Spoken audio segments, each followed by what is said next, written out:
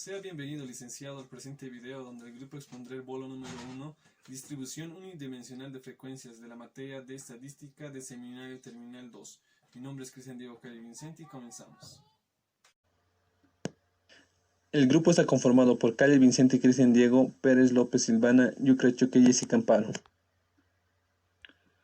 Punto 1.1. Elaboración del cuadro de distribución de frecuencias. Cuando es una investigación estadística, es necesario observar en cada uno de ellos los elementos que componen la población, la subpoblación o la muestra, los caracteres que son objetos de dicha investigación.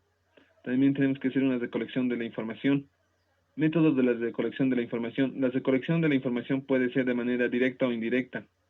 La técnica aplicada puede ser la técnica de trabajo de campo o la técnica de investigación documental. Para la recolección de datos, los métodos más utilizados son el método de la encuesta y experimentos, método censal y método de registro.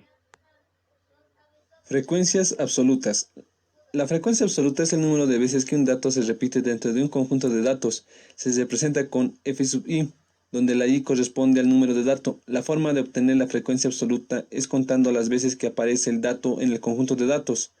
La suma de las frecuencias absolutas corresponde al número total de datos, representado por la letra n. La frecuencia relativa de un dato es el número que se repite ese dato en relación al número total de datos. En otras palabras, es la producción de veces que aparece ese dato con respecto al total. Se representa con h sub i, siendo i el número de dato, y se calcula dividiendo la frecuencia absoluta de cada dato entre el número total de datos. También podemos decir que esta se aproxima a 1. Frecuencias acumuladas. Existen dos. La frecuencia absoluta acumulada es la suma de todas las frecuencias absolutas de los valores observados, una tras otra. Se representa con f mayúscula sub i. La última frecuencia absoluta acumulada es igual al número de datos. 2. La frecuencia relativa acumulada es la suma de todas las frecuencias relativas, una tras otra, donde la última frecuencia absoluta es igual a 1. Elaboración de tabla de frecuencias con datos simples. Vamos a ver paso a paso cómo elaborar una tabla de frecuencias con datos simples con un ejemplo. En una urbanización se ha realizado una encuesta preguntando cuántos dormitorios tienen sus viviendas. Los resultados fueron los siguientes: 1, 1, 3, 4, 1, 3, 3, 4, 1, 2, 2, 2, 1, 1, 4, 4, 4, 3. Nuestra tabla de frecuencia tendrá las siguientes 5 columnas. Datos representada por x sub i, frecuencia absoluta representada por f sub i, nuestra frecuencia absoluta acumulada f mayúscula sub i, frecuencia relativa h minúscula sub i, frecuencia relativa acumulada h mayúscula sub i. La primera columna corresponde a los datos. Recordemos que los datos son las respuestas que nos dan las personas. En esta colocamos los valores de los datos, pero sin repetir, ordenados de menor a mayor. En nuestro caso tenemos varios unos, varios 2, varios 3 y varios 4, por lo que colocamos estos valores una vez en la tabla. Segunda columna corresponde a la frecuencia absoluta. Es el número de veces que el dato se repite. Para encontrar los valores de esta columna vamos contando las veces que se repite cada valor. Por ejemplo, 1 se repite 6 veces, 2 se repite 5 veces, 3 se repite 4 veces, 4 5 veces. Colocamos cada valor en su casilla correspondiente y en la última fila escribimos el valor de la suma de todas las frecuencias absolutas, y la suma tiene que ser igual al número total de datos. Tercera columna corresponde a la frecuencia absoluta acumulada y es la suma de todas las frecuencias absolutas de los valores observados una tras otra, donde nuestra primera frecuencia absoluta acumulada va a ser igual a 6. Nuestra segunda frecuencia absoluta acumulada va a ser 6 más 5 igual a 11, y así sucesivamente. Cuarta columna corresponde a la frecuencia relativa y es la proporción de veces que aparece ese dato con respecto al total. Se calcula con la siguiente fórmula. Frecuencia relativa es igual a la frecuencia absoluta dividida entre el número total de datos, n. Por ejemplo, para nuestra primera frecuencia relativa sería 6 dividido entre 20, que es el número total de datos, que es igual a 0,30. Y así sucesivamente se calcula para cada casillero. Quinta columna. Para obtener la frecuencia relativa acumulada es la suma de todas las frecuencias relativas de los valores observados una tras otra. Por ejemplo, nuestra primera frecuencia relativa acumulada va a ser igual a 0,3. Nuestra segunda frecuencia relativa acumulada va a ser igual a 0,3 más 0,25 igual a 0,55. Y así sucesivamente para cada cuadro. Cabe recalcar que nuestra última frecuencia relativa acumulada, su sumatoria deberá ser igual a 1. Ahora elaboraremos una tabla de frecuencia con datos agrupados en intervalos. Si tenemos un número muy grande de datos, estos se agrupan en intervalos, para no tener que realizar tablas muy largas con muchos datos diferentes. También se agrupan en intervalos cuando las variables son continuas. Vamos a ver un ejemplo utilizando una tabla de frecuencias con datos agrupados en intervalos. Se toman los pesos en kilos de 30 personas, cuyos resultados son los que vemos en pantalla. Y la tabla de frecuencia tendrá las siguientes cinco columnas. Intervalo de clase, x sub i, f minúscula sub i, h minúscula sub i, f mayúscula sub i y h mayúscula sub i. Para rellenar la primera columna, primero tenemos que hallar el rango, donde el rango es igual al valor máximo menos el valor mínimo. En nuestro caso, 68 menos 50 es igual a 18 en nuestro rango. Después determinamos el número de intervalos, donde es igual a 1 más 3,33 logaritmo de n, donde n para nosotros es 30, nos sale igual a 5,92. Se recomienda que el número de intervalos sea impar, por esa razón en nuestro caso será igual a 5. Y por último determinamos la amplitud, donde es igual al rango dividido sobre el número de intervalos, donde en nuestro caso va a ser igual a 3,6, pero lo redondeamos a 4. Cálculo del nuevo rango. El nuevo rango va a ser igual al número de intervalos por la amplitud, en nuestro caso 5 por 4, igual a 20. Luego se resta el nuevo rango menos el rango. Va a ser igual a 20 menos 18 igual a 2. Este 2 se divide entre 2 y el resultado, que es 1, se resta al valor más pequeño de la muestra, es decir, a 50 menos 1. Va a ser igual a 49. Y la suma del valor más grande, es decir, 68 se suma más 1, que va a ser igual a 69. Estos números representan el inicio y la conclusión de nuestra tabla. Ya tenemos conformados los intervalos de clase, donde cabe recalcar que los corchetes significan que el intervalo está cerrado y los paréntesis que el intervalo está abierto. Segunda columna, la marca de clase x sub i se define como el punto medio del intervalo de la clase, donde es igual al límite inferior más el límite superior dividido entre 2.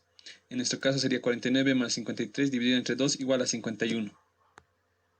Tercera columna, para complementar la columna de frecuencia absoluta tenemos que ir contando los valores que pertenecen a cada intervalo.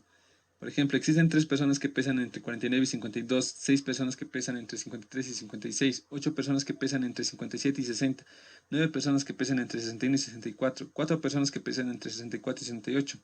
La suma de la columna absoluta debe ser igual al número total de datos. Cuarta columna, la frecuencia relativa la calculamos dividiendo cada frecuencia absoluta entre el número total de elementos. En nuestro caso, para nuestro primer intervalo sería igual a 3 dividido entre 30 es igual a 0,10 y así sucesivamente para cada cuadrito. Quinta columna, la frecuencia absoluta acumulada del primer dato es igual a su frecuencia absoluta. Y para la segunda frecuencia absoluta acumulada se suma la primera y la segunda frecuencia absoluta. Es decir, en nuestro caso, nuestra primera frecuencia absoluta acumulada será igual a 3. Nuestra segunda frecuencia absoluta acumulada va a ser igual a 3 más 6. Sexta columna, para obtener la frecuencia relativa acumulada, nuestra primera frecuencia relativa acumulada va a ser igual a nuestra frecuencia absoluta. En nuestro caso igual a 0,10. Nuestra segunda frecuencia relativa acumulada va a ser igual a nuestra primera frecuencia absoluta más la segunda frecuencia absoluta. Es decir, va a ser igual a nuestra segunda frecuencia absoluta acumulada va a ser igual a 0,10 más 0,020 igual a 0,030 y así sucesivamente. Buenas tardes, licenciado. Mi nombre es Silvana Pérez López y prosiguiendo con el bolo número 1 de la materia de estadística, yo voy a continuar con los siguientes puntos. 1.1.3 Distribuciones, frecuencias de variable discreta y continua. 1.1.4 Intervalos y marca de clase. 1.1.5 Caso atributos y 1.2 Representación gráfica. Primero, ¿qué es una distribución de frecuencia? Se llama distribución de frecuencia a la función que asigna a cada valor de la variable estadística o cada modalidad del atributo su frecuencia correspondiente, donde las distintas observaciones se designan por x sub 1, x sub 2, x sub k conforme al orden que se ha obtenido, en el que x sub k representa la enésima observación. Este conjunto de observaciones constituye una muestra de tamaño n, procedente de la población constituida de n observaciones. Ahora bien, ¿qué son variables discretas y continuas? Las discretas son cuando las unidades en las que vienen expresados los valores no admiten subdivisiones, por ejemplo, número de monedas y billetes que una persona lleva en el bolsillo o número de admisiones en una policlínica durante un día determinado. Y las variables continuas son cuando las unidades que vienen expresadas en sus valores admiten subdivisiones, pueden formar cualquier valor comprendido en un intervalo. Por ejemplo, los sueldos y salarios pagados por un grupo de obreros, las tallas de un grupo de individuos, etc. Por lo tanto, la distribución de frecuencia de una variable discreta y continua es cuando se estudia la característica de una población. El mayor interés de un investigador es conocer la distribución de esta característica a través de los posibles valores del mismo. Una variable es un símbolo tal como X, Z, B, etcétera, que puede tomar un valor cualquiera de un conjunto determinado, de ellos llamado dominio de la variable. Si esta variable puede tomar solamente un valor, se llama constante. Una distribución de frecuencias es un arreglo de valores observados, x sub 1, x sub 2, hasta x sub k, de la variable x con sus respectivas frecuencias en una tabla de la forma. Pasando al siguiente punto, vemos intervalos y marcas de clase. La marca de clase es el punto medio de cada intervalo. La marca de clase es el valor que representa a todo intervalo para el cálculo de algunos parámetros como la medida aritmética o la desviación típica. Una vez que escogemos el número de intervalos, se determina la amplitud de cada clase o intervalo. Las marcas de clase suelen simbolizarse por x sub i y está definida como x sub i igual al límite inferior más el límite superior dividido entre 2. Ahora supongamos un ejemplo donde nuestra marca de clase simbolizada por x sub 1 es igual al límite inferior, que en este caso sería 70, más el límite superior de 80, dividido entre 2, nos daría un total de 75. Como podemos ver, siempre llegaremos al punto medio de un intervalo. Pasamos ahora al caso atributos. ¿Qué es el caso atributos? Los atributos son también llamados los caracteres cualitativos. Son aquellos que no son susceptibles a la medición, es decir, que no se pueden expresar mediante un número, por lo cual el atributo formará distintas modalidades observados cualitativamente. Para designar variables se utilizará las últimas letras del alfabeto en mayúsculas, X, Y y Z. Y para designar los valores se puede tomar una variable, la correspondiente en minúscula, y afectada por un subíndice de orden, x sub 1, x sub 2 hasta x sub n igual y igual que z. Pasamos por último al punto de las representaciones gráficas. Bueno, pues si bien la tabla de distribución de frecuencias es el resultado de un gran esfuerzo de condensación, puede ser, sin embargo, demasiado amplia o compleja, de modo que se pierde en gran parte su claridad. Por esta razón, es posible recurrir a la representación gráfica.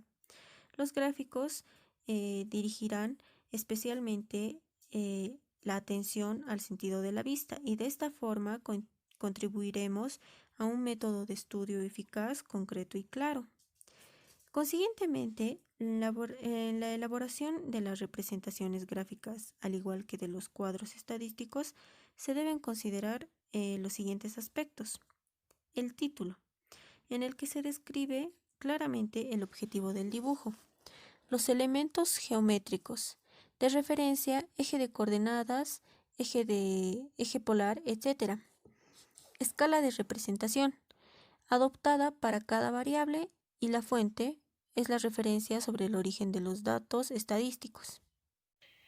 Muy buenas tardes, licenciado. Mi nombre es Jessica Amparo Yucrechoque y continuando con el tema le voy a dar a conocer las formas de representaciones gráficas de una distribución de frecuencias. Formas de representaciones gráficas. Una vez teniendo la tabla de distribución de frecuencias ya resuelta, para mejor entendimiento podemos utilizar una representación gráfica que de esta forma el estudio es eficaz, concreto y claro. Entre las principales gráficas se encuentra la gráfica del histograma y polígono de frecuencias, la gráfica de las ojivas, el gráfico circular, la gráfica de frecuencias absolutas, el histograma. El histograma es una representación gráfica constituido por una serie de rectángulos continuos que podemos ver aquí. Estos son los rectángulos que nos representa el histograma. Sus bases sobre la eje X son centros de marca de clase, que aquí podemos anotar las marcas de clase. Y sobre las eje Y se encuentra la frecuencia absoluta o relativa. El gráfico polígono de frecuencias es un gráfico que se forma uniendo los puntos medios de los techos de los rectángulos mediante segmentos de recta, como podemos observar en este gráfico. El polígono de frecuencias es de mucha utilidad cuando se presenta más de una serie en una misma gráfica. Gráfica de las ojivas. Las ojivas no son representaciones gráficas que se emplean para representar las frecuencias absolutas acumuladas o las frecuencias relativas acumuladas, que nos permite ver la cantidad de datos que quedan por encima o por debajo de determinados valores. Y para graficar, en el eje de las abscisas se anotan los límites inferiores de clase y en el eje de la ordenada las frecuencias absolutas acumuladas o relativas, en la cual existen dos tipos, que es la ojiva mayor que y la ojiva menor que. Las ojivas menor que es una gráfica en la cual se utilizan las frecuencias absolutas acumuladas o relativas, integrando la información desde el menor a la mayor. Y en las ojivas mayor que es una gráfica en la cual se utiliza las frecuencias acumuladas, ya sean absolutas o relativas, integrando la información de la frecuencia de mayor a la menor, es decir, que se obtiene la frecuencia del último al primer intervalo. El gráfico circular. Un gráfico circular o una gráfica circular, también llamado gráfico de pastel, gráfico de tarta, gráfico de torta o gráfica de 300 grados. Es un recurso estadístico que se utiliza para representar sus porcentajes y proporciones. Su utilización requiere la transformación de las intensidades de la serie de porcentajes relacionados con los grados del círculo. Este gráfico es muy útil. Vamos a observar un ejemplo práctico que nos dice que los alumnos de contaduría del 4 de 2 rindieron un examen de la materia de finanzas. Si se sabe que la nota mínima es de 40 puntos. Además, se conoce que 10 alumnos por lo menos sacaron 90, pero menos de 100. 14 alumnos por lo menos sacaron 80 puntos, 26 alumnos por lo menos sacaron 60 puntos, 34 alumnos sacaron por lo menos 60 puntos, 54 alumnos por lo menos sacaron 50 puntos y el restante 10% de las notas menores a 50. Aquí nos pide hallar la tabla de distribución de frecuencias, hallar y graficar la ojiva menor que y mayor que y graficar el histograma.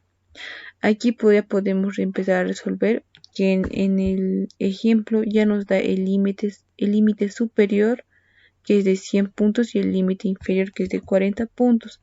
Entonces aquí tenemos el límite inferior de 40 y en el primer caso que nos da que 10 alumnos se sacaron entre 90 pero menor a 100, 14 alumnos entre 80 pero menor a 100 y así sucesivamente hasta llegar que 54 alumnos se sacaron 50 pero menor a 100. Entonces, una vez ya sacando las frecuencias relativas y absolutas, que estas son las relativas y son las absolutas, podemos comenzar a graficar. Aquí nos muestra como en la teoría nos decía que la ojiva menor que en el gráfico comenzaba desde el menor hasta el mayor.